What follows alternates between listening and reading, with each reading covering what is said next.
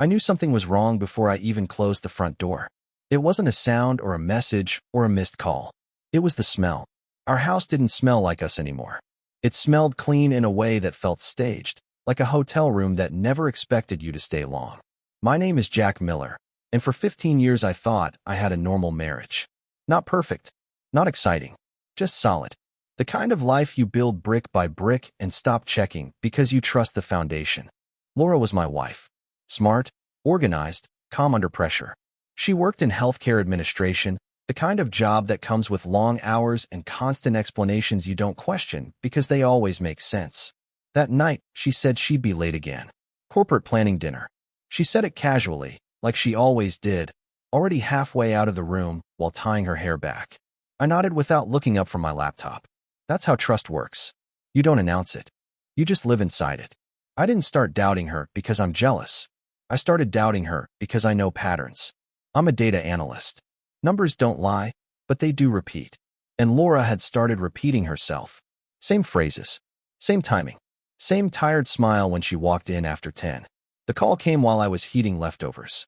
Unknown number. I answered without thinking. A woman's voice said my name, soft and uncertain, then stopped. I said hello twice. The line went dead. When I checked the number, it didn't exist anymore.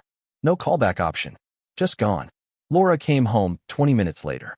She kissed my cheek, asked about my day, and went straight to the shower. She didn't mention the call. Of course she didn't. She couldn't have known. But I watched her steam-fogged reflection in the bathroom mirror and felt something shift, like a chair leg snapping under weight you didn't expect.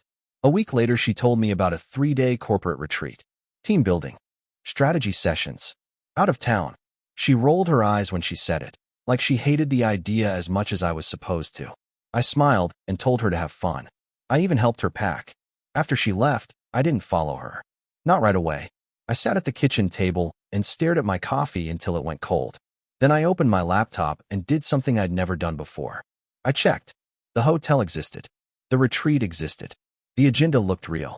But when I pulled the attendee list from an internal site I still had access to through an old contract, Laura's name wasn't there. I refreshed the page 3 times, like that would change reality. I drove up the next day. I told myself I just wanted peace of mind. That if I didn't see anything, I'd turn around and come home. That's the lie you tell yourself when you already know the truth. I saw her in the lobby before she saw me. She was laughing. Not polite laughter. Real laughter. Her hand rested on a man's arm like it belonged there. He was older than me, confident in a way that comes from never worrying about consequences. I didn't confront them. I didn't take pictures. I walked back to my car and sat there with my hands on the wheel, breathing like I'd just run a mile. In that moment, I understood something that still hurts to admit. This wasn't a mistake. This was a life she'd been living on schedule, and I was just the part she came home to. I drove home that night in silence. No radio. No phone. Just the sound of the tires and my own breathing, uneven like it didn't belong to me anymore. I kept replaying the way she laughed in that lobby. I tried to remember the last time she laughed like that with me. I couldn't. When I got back to the house, it felt smaller, like it had been shrinking for years, and I was only just noticing. I walked room to room, touching things we'd picked together. The couch, the photos, the stupid ceramic bowl Laura insisted we needed even though we never used it. Everything looked normal, and that made it worse. I didn't sleep.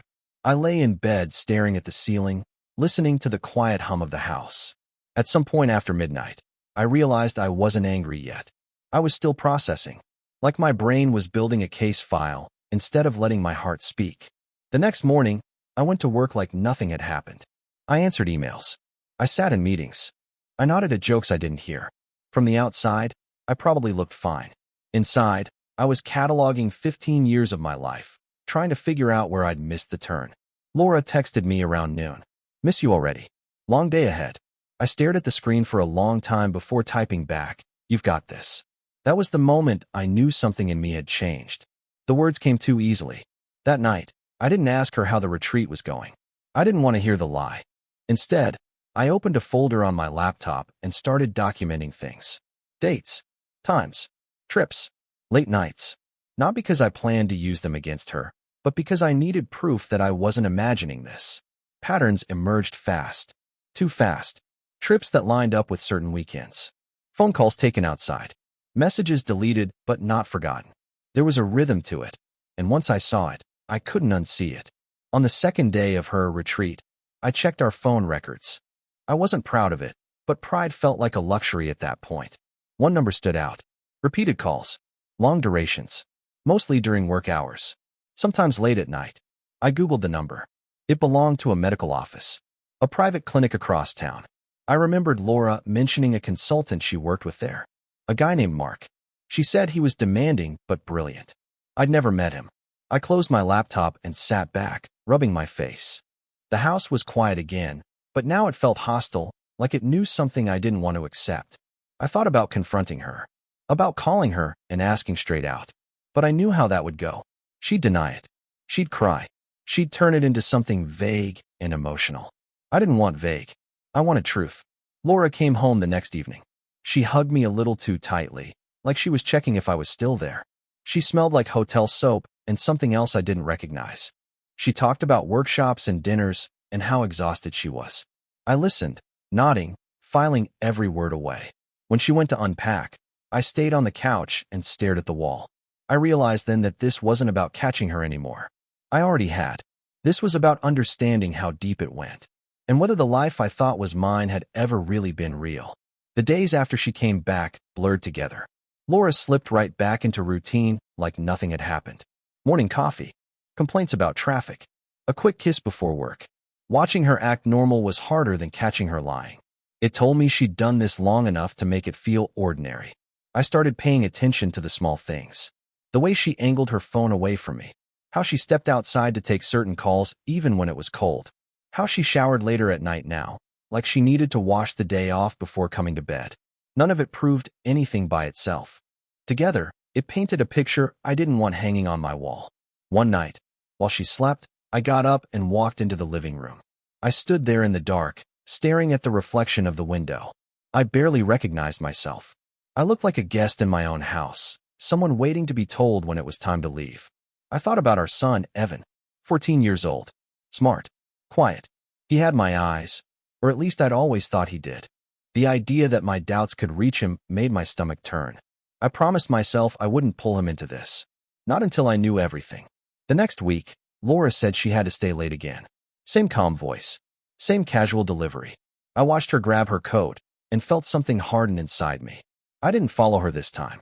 Instead, I drove to the clinic tied to that phone number. I parked across the street and waited. I told myself I was just confirming a detail, not spying. That lie didn't hold up long. After 40 minutes, I saw her car pull in. She didn't go inside right away. A few minutes later, a man joined her. Mark. I recognized him from the clinic website. Clean cut. Confident. The kind of guy who looks like he's always in control. They didn't touch. They didn't need to. They talked for a bit, then got into his car together and drove off. I sat there until my hands started shaking. Not from fear. From clarity. Whatever this was, it wasn't new. It wasn't sloppy. It was careful. That night, Laura came home around 10. She said the clinic had a crisis. I asked questions, light ones, the kind you ask when you're pretending. She answered without missing a beat. That was the part that hurt the most. She was good at this. A few days later, I found a receipt in her coat pocket. Dinner for two. Expensive place. A night she'd told me she ate at the office. I folded it carefully and put it back. I wasn't ready to show my hand. Instead, I made a decision. I stopped being the husband who assumed. I became the man who verified. I checked bank statements, hotel points, calendar syncs. Everything lined up with the same name, the same places, the same windows of time. This wasn't an affair that threatened our marriage. It had replaced it. The final crack came on a Sunday afternoon. Evan was at a friend's house. Laura was in the shower. Her phone buzzed on the counter. One message lit up the screen. Can't stop thinking about last night. I didn't open it. I didn't need to. I set the phone back exactly where it was and sat down on the edge of the tub, staring at the tile. For the first time, I let myself feel angry. Not explosive anger. Cold anger. The kind that doesn't shout or break things. The kind that plans. I realized then that the question wasn't whether she was cheating. The question was how long I'd been living inside someone else's lie, and what it was going to cost me to finally step out of it. The anger didn't fade. It settled in, quiet and steady, like a low fever you learn to live with. I went through the motions for days, maybe weeks. Time started slipping. Mornings and nights blended together, and I measured my life in what I didn't say. Laura noticed something, of course. She asked if I was tired, if work was stressing me out. She touched my arm more, lingered a second longer when she kissed me goodbye. Guilt does that. It tries to rebalance the scales without admitting what tipped them. One evening, she sat across from me at the kitchen table and asked if everything was okay between us. Her voice was careful, not concerned, strategic. I looked at her and almost told the truth right then. Almost. But something stopped me. I realized I didn't want explanations anymore. I didn't want tears or half-confessions or promises built on damage control. I wanted the full shape of the lie before I broke it. So I told her I was fine. That night, after she fell asleep, I opened my laptop and booked a paternity test. I didn't think. I just did it. The thought had been circling my head for days, getting louder every time I looked at Evan. I hated myself for it. Hated the doubt more. But once it was there, it wouldn't leave. I scheduled it under the excuse of a routine genetic screening Evan's school was offering through a local lab. It was a lie, but it felt small compared to the one I was living inside. While I waited for the appointment, I watched Evan more closely than I ever had. The way he frowned when he concentrated. The way he tilted his head when he listened. I searched for myself in him, like I was trying to prove something to a judge who hadn't spoken yet. Laura stayed late more often that week. She said the clinic was understaffed. I stopped responding to her messages right away. Not to punish her. To protect myself. Every text felt like a hook. The test happened on a Tuesday. Evan complained about missing math class. I joked with the nurse. I signed the paperwork with a steady hand that didn't match the noise in my head. When it was done, I sat in my car for a long time before starting the engine. The results were supposed to take a week. They came back in 4 days. I opened the email alone in my office, door locked, blinds half closed. I read the first line twice because my brain refused to process it. Probability of paternity, 0%. No margin. No uncertainty. Just 0. I stared at the screen until the words lost meaning. My chest felt hollow, like something vital had been removed without anesthesia. I didn't cry. I couldn't. My body hadn't caught up yet. I thought about every bedtime story, every parent-teacher meeting, every time I'd called myself his father without hesitation. None of it vanished. But none of it protected me either. I went home early that day. Laura wasn't there. The house was quiet, but it didn't feel hostile anymore. It felt exposed, like the walls had finally stopped pretending. I sat at the kitchen table and waited. When Laura walked in, she froze the moment she saw me. She knew. I don't know how, but she did. Maybe the stillness gave it away. Maybe she'd been expecting this day longer than I had. I didn't raise my voice. I didn't accuse her. I just asked one question. How long? She sat down slowly, like her legs had given out. She didn't answer right away.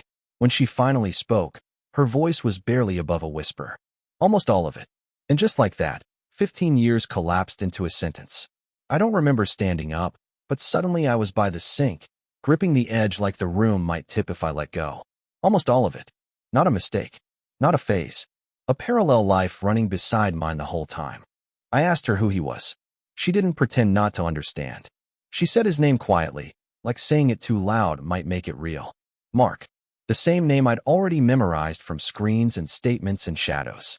She told me they met years ago, back when she'd just started at the clinic and felt invisible. He noticed her, helped her, listened. The words came out rehearsed, like she'd practiced them in her head long before I ever asked. I asked her why she stayed with me.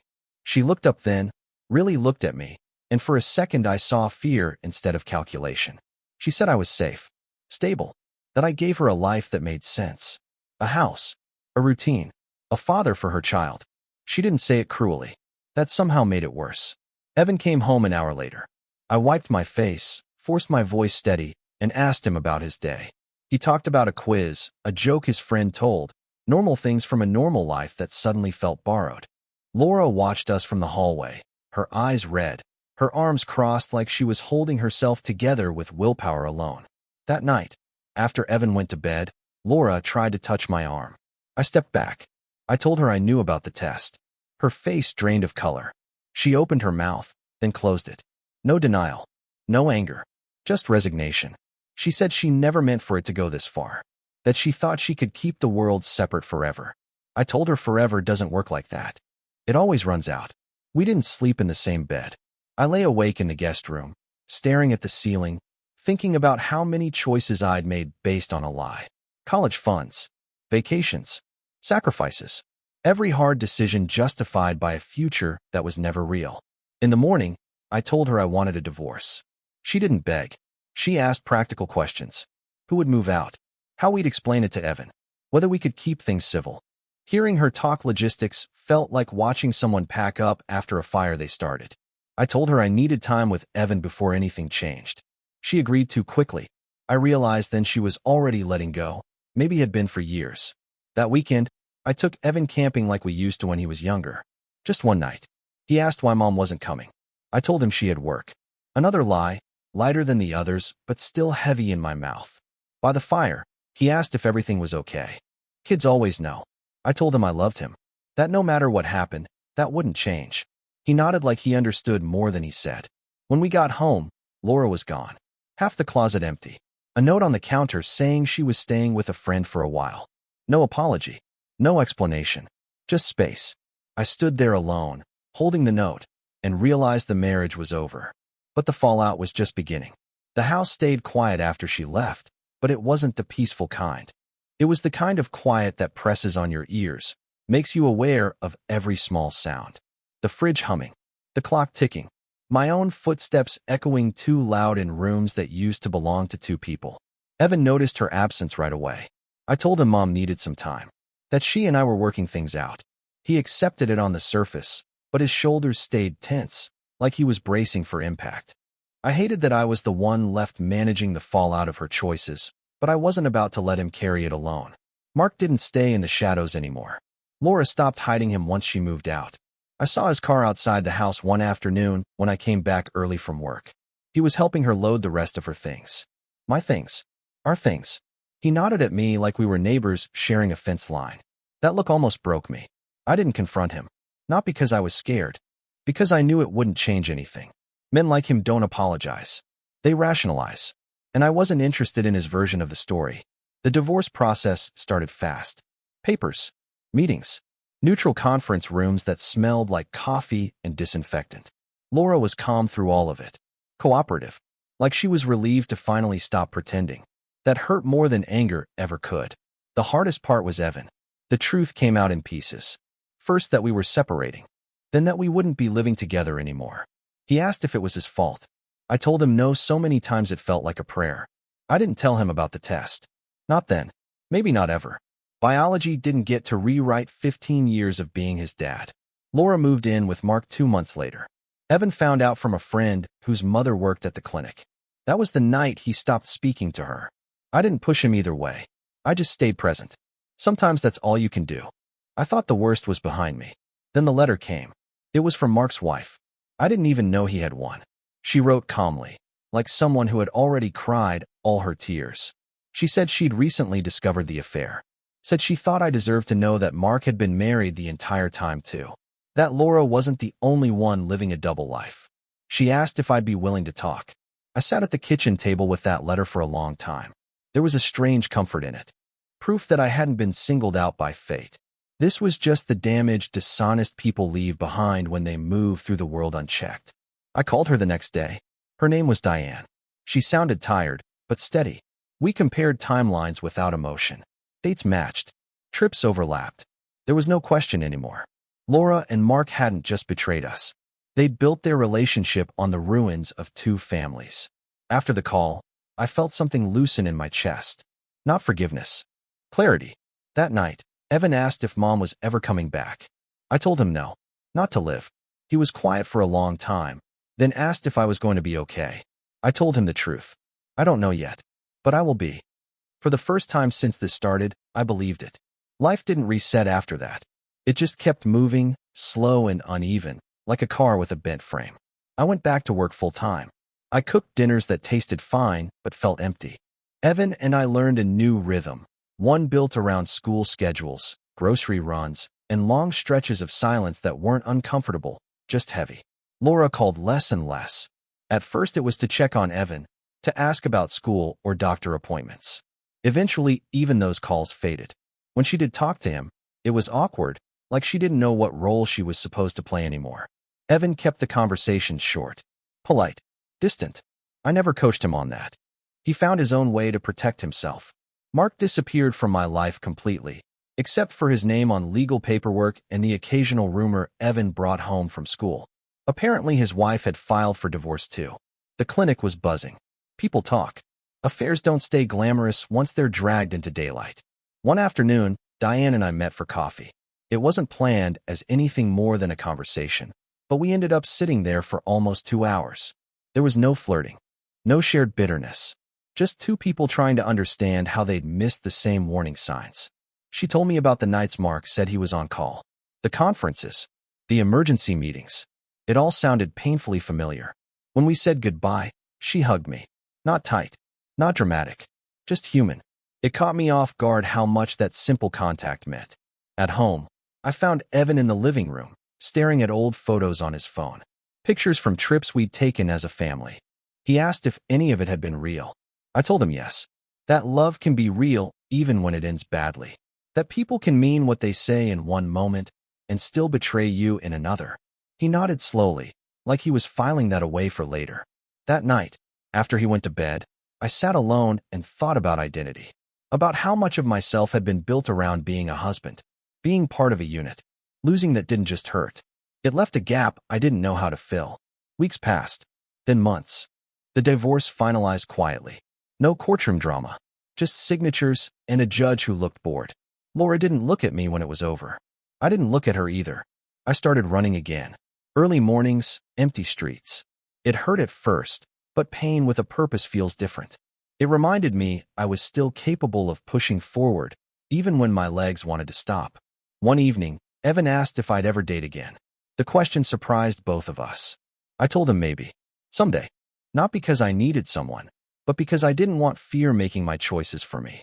He smiled at that. A small one, but real. I realized then that healing wasn't a moment. It was a series of decisions. Some small, some hard, all mine. And for the first time in a long while, the future didn't feel like a threat. It felt open. The openness scared me more than the pain ever did. Pain had structure. It told you where not to step. An open future just sat there, wide and quiet, waiting for you to decide who you were going to be without the life you planned. Laura tried to come back into Evan's life more directly after the divorce was finalized. Not physically, emotionally. She sent longer messages, asked deeper questions, apologized in vague ways that never quite touched the core of what she'd done. Evan read them and left them unanswered for days, sometimes forever. I told him he didn't know her anything beyond honesty with himself. One night he asked me if Mark was his real father. The question landed without warning, heavy and sharp. I didn't lie.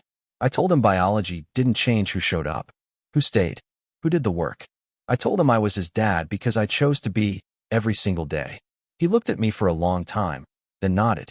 He didn't ask anything else. Laura eventually stopped pushing. I think she realized some damage doesn't heal on demand. Some doors don't reopen just because you knock softer. Diane and I stayed in occasional contact. Coffee every few weeks. A text here and there. There was no rush, no expectation. Just an understanding that neither of us needed to explain ourselves. Being around her didn't feel like escaping the past. It felt like standing on level ground again. One afternoon, I ran into Mark by accident. Grocery store. Frozen foods aisle. He looked thinner, less certain. He opened his mouth like he wanted to say something meaningful, maybe even apologetic. I nodded once and walked past him, not out of anger, out of indifference. That was the moment I knew he had no power over me anymore. At home, Evan was packing for a school trip. He asked if I'd be okay alone for a few days. I laughed and told him I thought I could manage. After he left, the house felt different. Not empty, just quiet in a way that didn't hurt. I cooked dinner for one and ate it at the table instead of the couch. I started reading again. Old paperbacks I'd forgotten about. Stories where people made mistakes and still found their way forward. It helped more than I expected. Late one night, Laura called. I almost didn't answer. She said she just wanted to hear my voice. I told her that chapter was closed, that I wished her well, but I wasn't available anymore. She cried. I stayed calm. When the call ended, I felt light, like I'd finally set something down I'd been carrying out of habit. A few days later, Diane asked if I wanted to go for a walk. Not coffee, not dinner, just a walk. We talked about nothing important. Weather, work, a movie she'd seen. It felt normal in a way I'd almost forgotten. As we parted, she smiled and said, "You're different now." I knew what she meant. I was. I wasn't defined by betrayal anymore. I was defined by what I survived, what I protected, and what I was finally ready to build again, slowly, on my own terms. Change doesn't announce itself. It shows up quietly, disguised as routine, until one day you realize you're standing somewhere you never imagined, and it doesn't feel wrong anymore. Evan came back from his trip taller somehow, more confident. He talked about colleges on the drive home, about places far away. I listened and nodded, feeling that familiar mix of pride and fear. Letting go is part of loving someone. I was learning. It doesn't get easier. You just get braver about it. Laura faded further into the background. She sent birthday messages, holiday wishes, polite, careful words that stayed on the surface. I answered when it felt right. Other times, I didn't. There was no anger left to fuel long conversations. Just distance, earned and necessary. Diane and I grew closer without ever naming it. Dinners became normal, comfortable. We learned each other's habits, not out of urgency, but curiosity. She liked the window seat. I liked driving. She listened when I talked, really listened, and I realized how rare that had become in my old life. One night, she asked me if I still thought about Laura. I told her the truth. Sometimes. Not with longing. With awareness. Like a scar you notice when the weather changes. She nodded and said she felt the same about Mark. We didn't compare pain. We didn't compete over damage. We just accepted that some people leave marks even after they're gone. Evan met Diane slowly. On purpose. I didn't want to rush anything into his world. When they finally talked, it was easy. She didn't try to be anything to him except kind. He appreciated that. Later, he told me she made me calmer. That might have been the best compliment I've ever received. Work offered me a promotion that would have required a move a year earlier. I turned it down back then without hesitation. This time, I considered it. Not because I wanted to run, but because I wasn't afraid of change anymore. In the end, I declined again. Not out of loyalty to a life that no longer existed, but because I liked where I was. The anniversary of the day everything broke came and went without ceremony. I noticed it on the calendar and kept going. That surprised me. I used to think healing meant forgetting. Now I knew it meant remembering without bleeding. One evening, after Evan went to bed, Diane and I sat on the porch watching the lights come on down the street. She rested her head on my shoulder. It felt natural, not like filling a void, but like adding something new to a life that had made room. I thought about the man I'd been at the beginning of all this. Certain, comfortable, blind in ways I didn't understand yet. I didn't miss him. I respected him for surviving long enough to become who I was now. Betrayal had taken a lot from me. It took innocence. It took assumptions. It took a future I thought was guaranteed. But it gave me something too. Clarity. And as I sat there in the quiet, feeling steady in a way I hadn't in years, I understood that my life hadn't ended when the truth came out. It had finally started to belong to me. The end didn't come with fireworks or closure wrapped in a bow. It came on an ordinary morning, the kind I used to rush through without noticing. I was standing in the kitchen, making coffee, when sunlight hit the counter just right. The house smelled familiar again. Not staged. Not borrowed. Mine. I realized I wasn't bracing for anything. No bad news. No memory ambush. Just the day. Evan came downstairs with his backpack slung over one shoulder. He asked if I could help him practice driving later. I said yes without thinking. He smiled. The same crooked smile he's always had. And for a split second, I felt something close to grief. Not because of what I lost, but because of how close I'd come to losing this moment. Laura called that afternoon. I almost didn't answer. Old habits die hard. But I did. She said she was moving out of state. New job. Fresh start. She sounded nervous. Hopeful. I wished her well. And I meant it. Not because she deserved it, but because I didn't want to carry anything tied to her anymore. When the call ended, there was no echo. No shaking hands. No second guessing. Just quiet acceptance. That evening, Diane came over. We cooked together, bumping into each other in the kitchen, laughing at nothing important. Evan joined us for dinner and talked about a project he was excited about. Diane listened like it mattered. Because it did. Later, after Evan went to his room, Diane and I sat on the couch. She asked me if I was scared to trust again. I thought about it for a long time before answering. I'm not scared of trust, I said. I'm scared of ignoring myself. She nodded, like she understood exactly what I meant. I went to bed that night and slept without waking up once. No dreams. No replayed conversations. Just rest. In the dark, I thought about the life I once believed in. The marriage I defended. The lies I didn't want to see. I didn't hate that version of myself anymore.